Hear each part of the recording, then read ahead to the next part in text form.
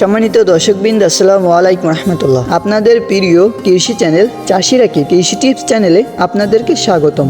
আপনি যদি সবজি চাষি হয়ে থাকেন তাহলে আজকের এই ভিডিওটা আপনার জন্য অনেক গুরুত্বপূর্ণ, কারণ এই ভিডিওতে আপনাকে দেখাবো মে মাসে কি সবজি চাষ করলে এবং এই 5টি সবজি চাষ করলে প্রচুর ফলন এবং লাভবান হতে পারবেন,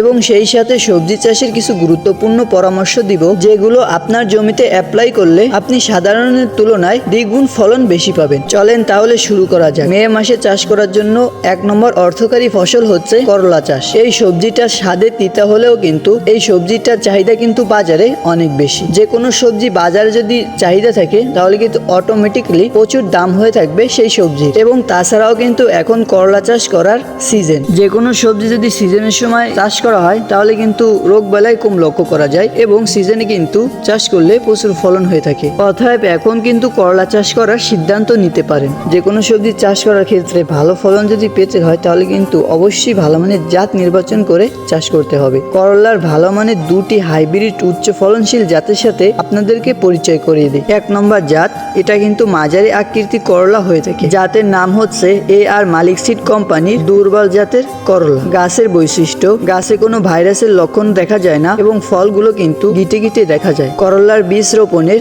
45 কিংবা 50 দিনে কিন্তু ফল হারভেস্ট করা যায়। 2 নম্বর করলার জাত পাপিয়া সুপার গোল্ড, এসিআই কোম্পানির বীজ। এই জাতটাই কিন্তু ভালো ফলন দিয়ে থাকে। প্রতি গাছে কিন্তু 5 থেকে 7 কেজি ফল হারভেস্ট করা যায়। এই জাতটাই কিন্তু কোনো ভাইরাস দেখা যায় না। আমি কিন্তু এই জাত দুটো চাষ করব, আপনারা চাইলেও চাষ করতে পারেন। 3 থেকে 4টাই কিন্তু 1 কেজি করলা হয়ে যায়। জাত দুটো চাষ করার মজা হলো গাছে কোনো ভাইরাস লক্ষ্য করা যায় না। আর একটা মজার বিষয় হচ্ছে গাছটা কিন্তু অনেকদিন যাবত বেঁচে থাকে। সাধারণত করলা গাছে কিন্তু 2 থেকে 3 মাস ফলন দিয়ে থাকে, কিন্তু এই জাত দুইটাই কিন্তু 5 থেকে 6 মাস ফল দিতে থাকে, কিন্তু লাস্টের দিকে একটু কম ফলন পাওয়া যাবে, এটাই কিন্তু স্বাভাবিক। মে মাসে চাষ করার জন্য সময় উপযোগী 2 নম্বর অর্থকারী ফসল হচ্ছে চাল কুমড়া চাষ। এখন কিন্তু চাল কুমড়া চাষ করার সিজন সময় যদি চাল কুমড়া চাষ করা যায় তাহলে কিন্তু অনেক ফলন। এছাড়াও গাছে রোগবালাই খুবই কম লক্ষ্য করা যায়। এখন চাল কুমড়া চাষ করলে এই চাল কুমড়া কিন্তু বাজারে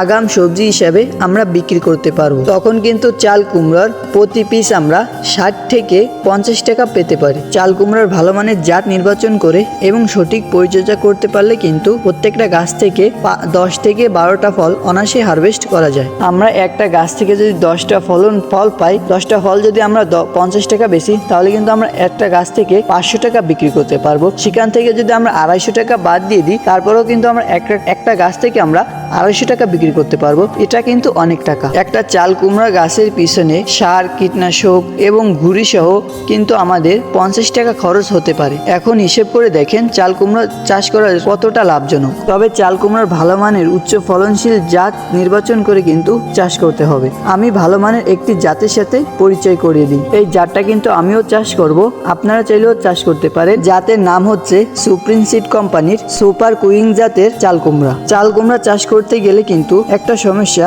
প্রত্যেকটা চাষি পড়ে থাকেন, সেই সমস্যাটা হচ্ছে মাছি পোকার সমস্যা। মাছির সমস্যা অর্থাৎ এই মাছি পোকায় কিন্তু ছোট ছোট জালিগুলো নষ্ট করে দেয়। এই সমস্যায় এই ফল মাছি ঠেকানোর জন্য সব থেকে আদর্শ কীটনাশক হচ্ছে ক্লোরপাইরিফস প্লাস সাইপারমেকটিন গ্রুপের কীটনাশক। এই কীটনাশক কিন্তু বাজারে অনেক নামে পাওয়া যায়। সব থেকে ভালো মানের যে নামটা, সে নামটা হচ্ছে নাইট্রোজেন নামে কিন্তু এই কীটনাশকটা বাজারে অ্যাভেলেবেল পাওয়া যায়। আপনারা সেখান থেকে সংগ্রহ করে প্রতি লিটার পানিতে 3 ml হারে ব্যবহার করবেন, তাহলে এই সমস্যাটা একদমই সমাধান হয়ে যাবে। মে মাসে চাষ করার জন্য সময় উপযোগী 3 নম্বর অর্থকারী ফসল হচ্ছে বরবটি চাষ। বরবটি চাষটা কিন্তু অনেক লাভজনক একটি চাষ, কারণ অল্প টাকায় কিন্তু অনেক টাকা আয় করা সম্ভব এবং অনেক কম খরচে এবং কম পরিচর্যায় কিন্তু অনেক ফলন পাওয়া যায়। তাছাড়াও এখন কিন্তু বরবটি চাষ করার সিজনের সময় বরবটি চাষ করলে গাছের রোগ বালাই খুবই কম লক্ষ্য করা যায়। তবে একটি সমস্যা লক্ষ্য করা যাবে, সেই সমস্যাটা হচ্ছে বরবটির গাছে পাতা কুঁকড়ে যাওয়ার সমস্যা। এর কারণ হচ্ছে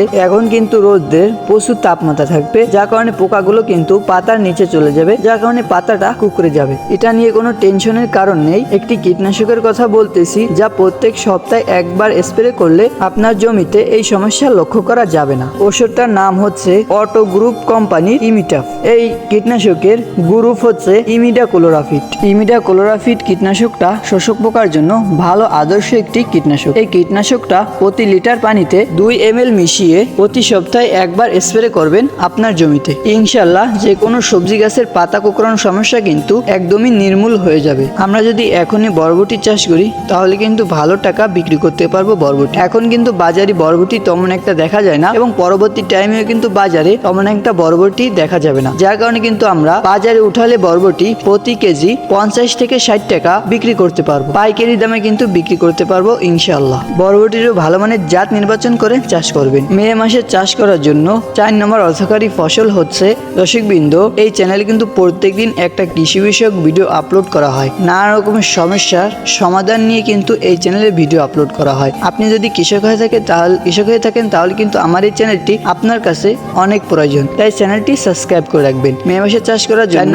অর্থকারী ফসল হচ্ছে ঝিঙ্গা চাষ। হ্যাঁ দর্শকবৃন্দ, এই ঝিঙ্গা চাষটা কিন্তু মে মাসে চাষ করলে অনেক লাভজনক একটি সবজি। ঝিঙ্গা গাছে কিন্তু প্রত্যেকটা গিটে গিটে কিন্তু ঝিঙ্গা ধরে। ঝিঙ্গার ভালো মানের জাত নির্বাচন করে সঠিক পরিচর্যা করতে পারলে কিন্তু প্রত্যেকটা গিটেই কিন্তু ঝিঙ্গা ধরে এবং একটা গাছ থেকে কিন্তু 10 থেকে 12 কেজি কিন্তু ঝিঙ্গা অনায়াসেই হারভেস্ট করা যায়। মে মাসে চাষ করার জন্য সব থেকে অর্থকারী ফসল হচ্ছে ঢেঁড়স চাষ। হ্যাঁ দর্শকবৃন্দ, এই ঢেঁড়স চাষটা কিন্তু অনেক লাভজনক একটি চাষ। ঢেঁড়স চাষ করতে গেলে কিন্তু তেমন একটা টাকা ইনভেস্ট করতে হয় না এবং ঢেঁড়স চাষ করা কিন্তু অনেক ঝুঁকি কম। সব থেকে যে মেইন বিষয়টা, সেই বিষয়টা হচ্ছে ঢেঁড়স চাষ করতে গেলে কিন্তু কোনো মাচার প্রয়োজন হয় না। ঢেঁড়সের ভালো মানের জাত নির্বাচন করে চাষ করেন তাহলে কিন্তু অনেক ফলন পাওয়া সম্ভব। তাই আপনারা এই ঢেঁড়স চাষ করতে পারেন। একটা সময় দেখা যেত ঢেঁড়স চাষ করে ঢেঁড়স বাজারে নিয়ে গেলে তেমন একটা দাম পাওয়া যেত না। এখন কিন্তু সেই সমস্যাটা কিন্তু একদমই লক্ষ্য করা যায় না। এখন কিন্তু বাজারে ভালোই এই ঢেঁড়সের বাজার মূল্য পাওয়া যায়। তাই আপনারা ভালো মানের জাত নির্বাচন করে এই ঢেঁড়সটা চাষ করতে পারেন। ঢেঁড়স গাছে কিন্তু সামান্য কিছু সার ব্যবহার করলেই কিন্তু যথেষ্ট তেমন একটা কীটনাশক দেওয়া লাগে। ভিডিওটা এতক্ষণ দেখার জন্য অসংখ্য ধন্যবাদ। ধৈর্য ধরে এতক্ষণ যাবত দেখছেন তাহলে কিছু টিপস নিয়ে যান। সেই টিপসটা হচ্ছে যে কোনো সবজি গাছে ফলন কিভাবে বাড়াবেন। দর্শকবৃন্দ, যে কোনো সবজি গাছে হরমোন বা ভিটামিন যদি ব্যবহার করেন তাহলে কিন্তু ফলন বেড়ে যাবে। সেই হরমোনটা হচ্ছে ফ্লোরা। এই ফ্লোরাটা কিন্তু বাজারে অহরহ পাওয়া যায়।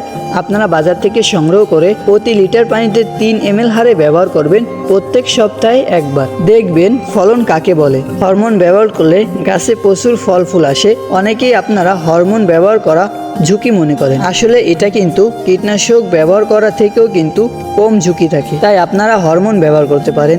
যখন আপনারা গাছ থেকে ফল হারভেস্ট শুরু করবেন তখন কিন্তু এই হরমোন ব্যবহার করতে হবে। এর আগে হরমোন ব্যবহার না করাই উত্তম। এছাড়াও আর একটা বিষয় হচ্ছে, যে কোনো সবজি গাছে যখন ফল হারভেস্ট করবেন তখন কিন্তু 10 দিন পর পর গাছের গোড়ায় সার অথবা খাদ্য ব্যবহার করতে হবে। গাছে যতই জোর থাকুক না কেন অবশ্যই কিন্তু সার ব্যবহার করতে হবে। ডিএপি সার ব্যবহার করবেন এবং পটাশ সার ব্যবহার করবেন। দর্শকবৃন্দ, গাছের গোড়ায় খাদ্য ব্যবহার করবেন এবং গাছের উপরে ভিটামিন ব্যবহার করবেন, তাহলেই দেখতে পারবেন ফলন কাকে বলে। দর্শকবৃন্দ, এই ছিল আজকের ভিডিও। দর্শকবৃন্দ, এখনো যারা আমার চ্যানেলটি সাবস্ক্রাইব করেননি এখনই সাবস্ক্রাইব করে দিন, কারণ এরকম ভিডিও পেতে হলে আমার এই চ্যানেলটি আপনার কাছে অনেক প্রয়োজন। এরকম কৃষি বিষয়ক ভিডিও কিন্তু এই চ্যানেলে আপলোড করে থাকি। আপনি চাইলে চ্যানেলটি সাবস্ক্রাইব করে রাখতে পারেন, একটি লাইক দিবেন এবং ভিডিওটা শেয়ার করে দেবেন। ভালো থাকেন, সুস্থ থাকেন। আসসালামু আলাইকুম ওয়া রাহমাতুল্লাহ।